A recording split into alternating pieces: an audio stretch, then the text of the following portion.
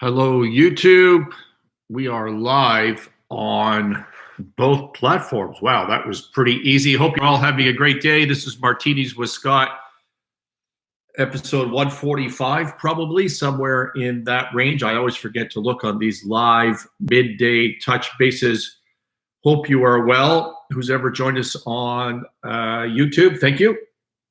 Just give a wave, say hello. I'm going to give people a minute to join us here on both platforms. I'm in Toronto today. I got to fly east to get my vaccine. I'm going to be a sheep, as someone told me. One of the flock, as someone on Twitter told me, and excited to do that. Although a little nervous, to be honest. So we'll see. We'll see how that goes. All right. That's enough time for everybody to join in. So I'm going to talk today. I shot this concept yesterday on my travels here. By the way, I tried to do a live YouTube and Instagram show for you yesterday. I couldn't get a connection that worked for me, and so it was unstable, so I gave up. But what I was going to talk about, I'm going to talk about right now, and that is critical thinking. Critical thinking in life, critical thinking in business. You can't succeed in business without being able to think critically. What is critical thinking, you ask? Here's an example. Let's say that you live in a place right now that's being covered in volcanic ash from a neighboring Caribbean island. I got pictures shown to me the other day from my wife, who has a friend in Barbados, I think, and this person's truck was just covered in about this much. If you're on, there's nowhere, that's just audio. So call it 6 inches of volcanic ash. You could wipe your finger through it and, write something on it, which this person had done. And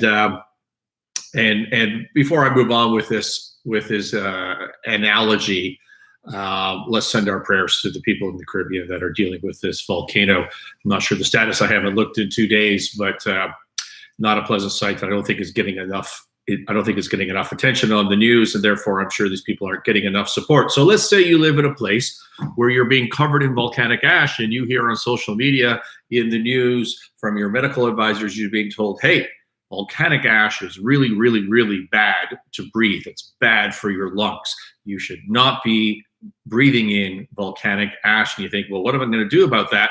Well, here's an idea. Let's think about this idea. Why don't you stop breathing? Just stop breathing. That's foolproof, right? You are guaranteed, if you're not breathing, you will not be breathing in volcanic ash. And you say, wait a minute, Scott, that doesn't make any sense. I'll just die. Or at a minimum, I'll pass out, wake up later with a really bad headache, and then start breathing in volcanic ash. Right, you will, and congratulations. Hi, I'm I don't know how to say your username, Prentice. Thank you for joining us on Instagram.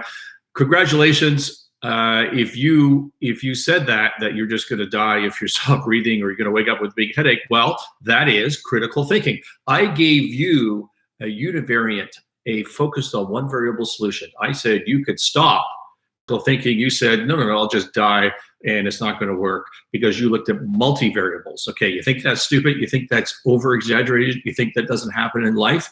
Let's talk about something else that's current. We're in the middle of a global pandemic. Let's talk about lockdowns.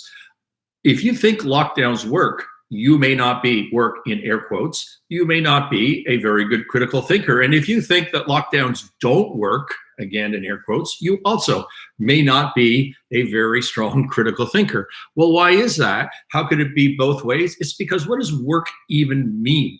It's a fact. I think we could all agree. Critical thinking is about looking at fact. It's a fact that if we were all locked in a dungeon by ourselves, not near anybody, for the rest of our lives, that diseases would not be very communicable. We couldn't transfer a disease from one person to another person. That's a form of lockdown, an extreme lockdown, and it would absolutely be effective on one variable, which is stopping the disease. It's also a fact that there's a cost to that. What would the cost be? Well, we know for a fact that in some cases, these lockdowns create depression, and depression then leads to suicide. It can lead to drug addiction, which can lead to overdose. We know for a fact that children are not getting the education that they otherwise would be getting. And who does that impact most? I think this is also a fact we can agree that that's going to affect the poor and the minority children far more than my kid who, isn't enjoying this and it's not as good as if she was in a regular class setting. So there's a cost. There's a pro to a lockdown and there's a con to the lockdown. There's profit in the idea of lockdowns, given the situation, and there's costs of the idea of lockdowns in that situation. How do you decide whether the pro outweighs the con? Well, that depends on you. It depends on you. It depends on your priorities, and they change. They change over time. And by the way, it depends on the time frame, right? It depends on the time frame. Is the cost of the lockdown the same for 2 weeks, if the lockdown's 2 weeks? As the cost is if the lockdown's a year, right? It changes. The equation changes. The math changes. You need to be able to critical think. Let's put this into a business setting, right? Because that's what you're all here for. You're losing money. You're losing money, and you're out of cash. Things are going bad. What are you going to do about it? Here's a one variable analysis that I hear all the time in business. I need to increase my revenue. I need to get that big contract in. As soon as I get this contract in, I'm going to generate some more cash because, I'll collect some cash. I'll be able to finance that receivable, what have you. It's focused on revenue. That's a one variable, a univariate way to think about things. And it's not critical thinking. It's not smart thinking. You need to think about all the possibilities. Sure, revenue is one of them. What else? How about your margin? How about when you sell a product, the margin that you make on that product? How about your overhead? Your salaries, your rents, everything that you spend your money on, your own personal, partnership draw, if that's the type of thing that you're in, right? Could you cut back on that? Now you're starting to expand your world of variables. What about working capital? Your working capital cycle, what does that mean? It's like you got a bunch of receivables outstanding. Maybe you could collect them sooner and bring some cash in the door while you buy yourself time for that revenue. There's a whole universe of variables in business that you need to think about. You can't focus on one thing. I see it all the time, and that's a failing. That's a failing in critical thinking. So there's some examples for you. Remember, this is not a political show. I'm not trying to talk about lockdowns. I'm not trying to talk about volcanoes, but support the people in the Caribbean, please. We're talking about business, how to think, how to change your life, and there's an example of that. Anybody have anything else they want me to talk about today? Any other topics? Please let me know. I'm looking on Instagram. I'm looking on YouTube. By the way, we did a experiment today.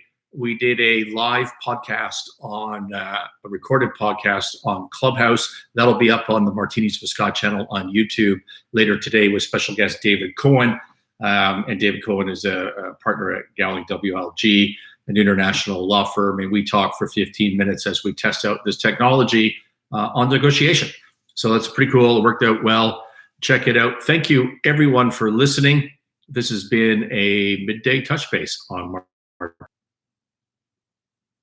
Thank you, YouTube. Thank you for listening.